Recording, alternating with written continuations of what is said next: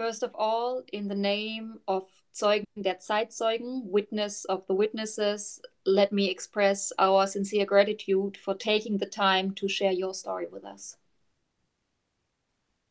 Thank you for letting me tell the story.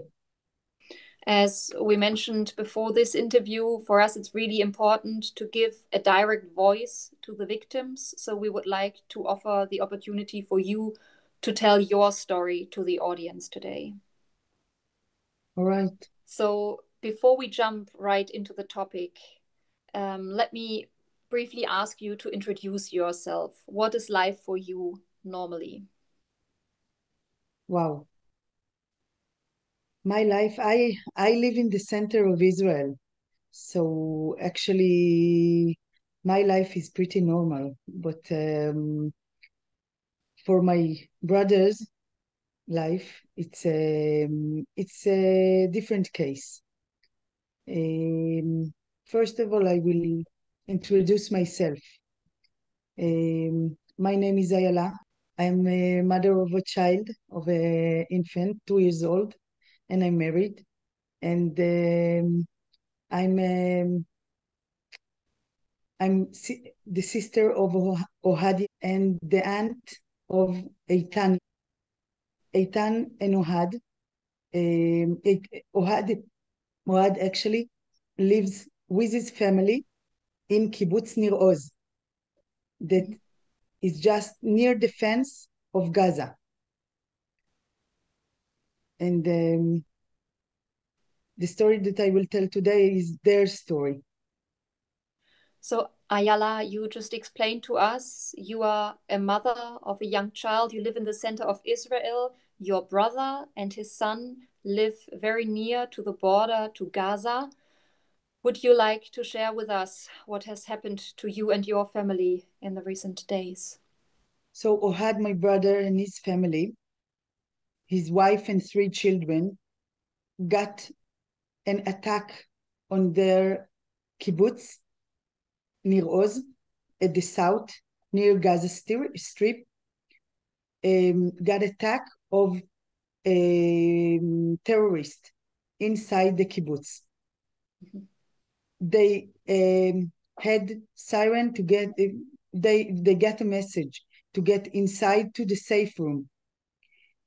The safe room door wasn't good. So my brother, so my sister-in-law with the children get inside to the safe room, and my brother defend them with his body from the outside with a gun. He wait to the terrorists to come in. I think he wouldn't imagine that there was so many, because from what my sister-in-law said, when they go, I will tell it later. I think that my brother didn't imagine what happened, how many terrorists are coming. So he stayed outside with a gun, and for sure that there was shooting outside. Ohad shot them, and then they shot him back. He was injured in the leg for sure, and maybe in another place. Mm-hmm. Actually, after they injured my brother, they opened the safe room and tell to my sister-in-law with her 3 children, Eitan, 12 years old, Yael, 10 years old, and Liel, 1 year and 8 months only, tell them to come with them, and they get out their guns on them. You are coming with us. They took them from the safe room. They took them from Eitan. The safe room is the room of Eitan. This is where he sleeps. This is the most, how can I say, this is the most safe place for Eitan, his room. Mm-hmm. And they took them outside, and the family saw had my brother injured, and he told them, please go with them, do whatever they ask you, and I love you all, and you will go with them. So they go, and the terrorists just put them on a bike. my sister-in-law, Batsheva, on one bike with the two daughters, and Eitan, the 12 years old child, on another bike. And they started to drive to the fence, back to Gaza. Mm-hmm.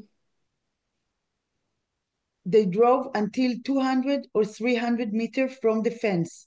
And then two tanks came and just stopped my sister-in-law bike.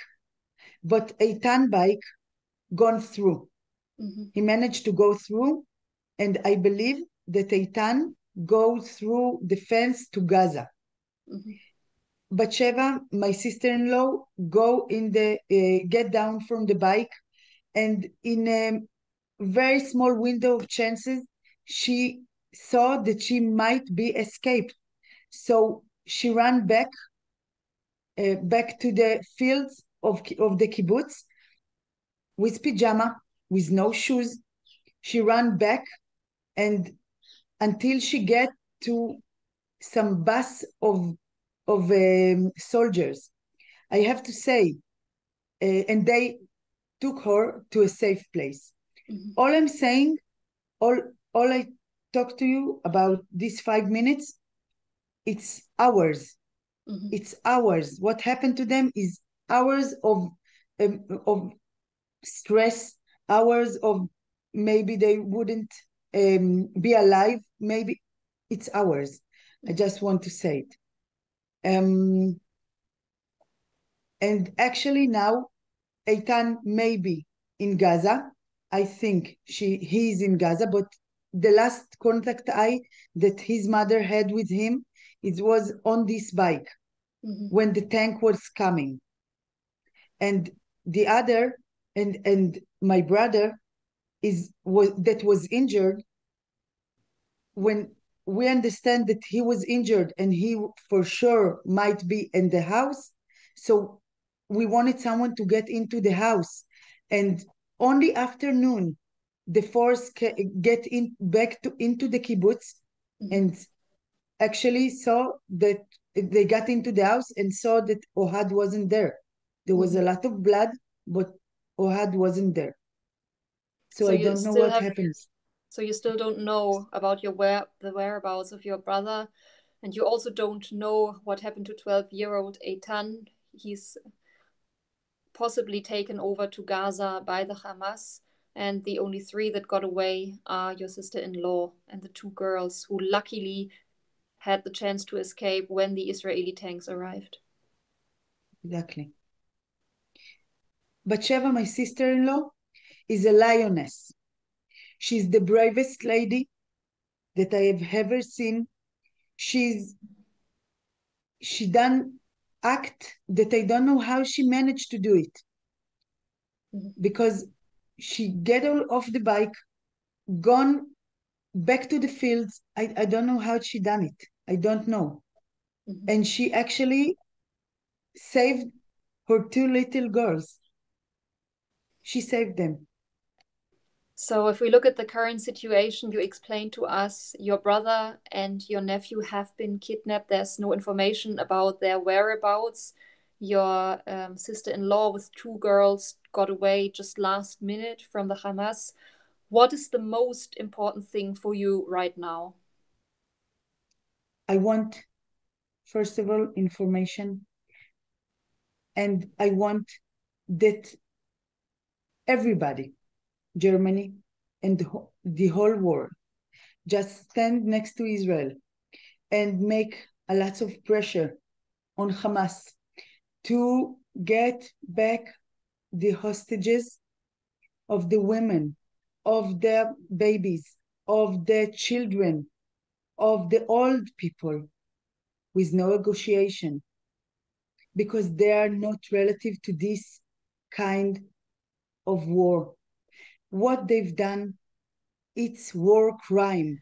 And if you look at your audience for this interview, if you think about the people in Germany and Western Europe, if you think about young people who are usually the ones that our association works with, that we try to bring together, that we work with, usually on topics of anti-Semitism, of Holocaust remembrance. If you think about the youth in Germany, what would be your message to them, or what would be your hopes, what they should do? I'm sorry, because there is rockets that coming, so I hear all Okay. the time bombing. But I But have to tell my husband to come back. yeah, I don't want him yes, deal to with that first. get That's out. most important. So we are Yeah. likely interrupting the interview right now due to new attacks on Israel, even to the center of Israel where Ayala is based right now. First of all, can you stay where you are? I don't want to keep you in any spot that is not safe. If there will be siren, so I will go to the safe room. I just Okay. wanted to say to my husband to come back and stay Mm-hmm. in the safe room. All right. Now, my last question.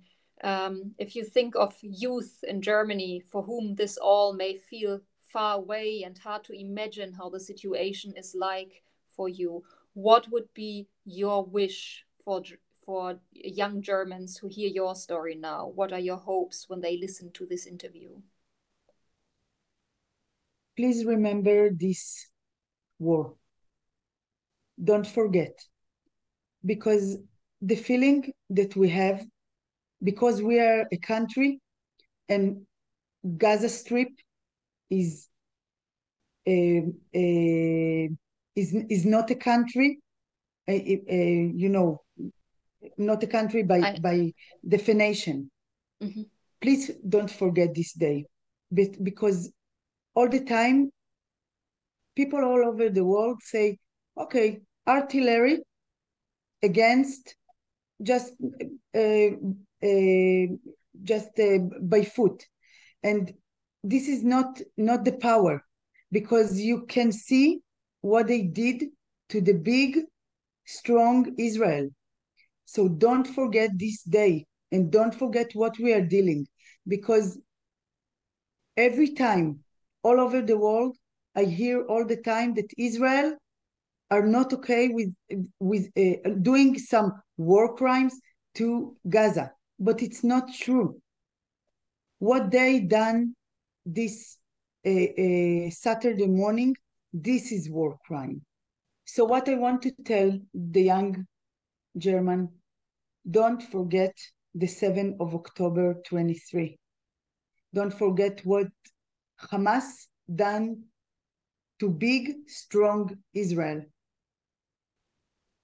Please, in 1 year, maybe you will say, we are the strong, they are the weak, they are the victims. No, they are not the victims.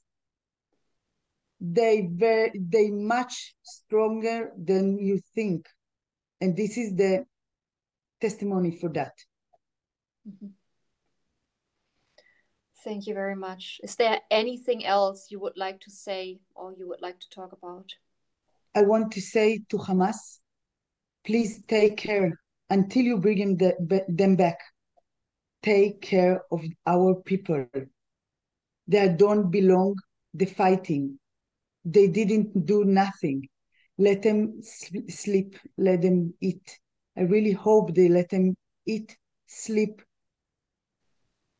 everything. They just seem to us so normal. And I'm not sure the hostages get it. Mhm. And I want Eitan and Ohad back. I want them back home. I want to say, Eitan is my Eitan. Eitan is my 30 years old birthday gift. He was born in my birthday. And he knows that.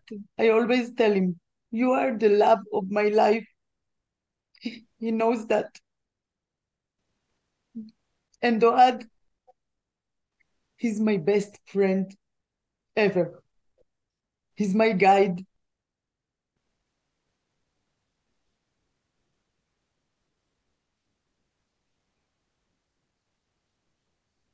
And I'm really worried about them.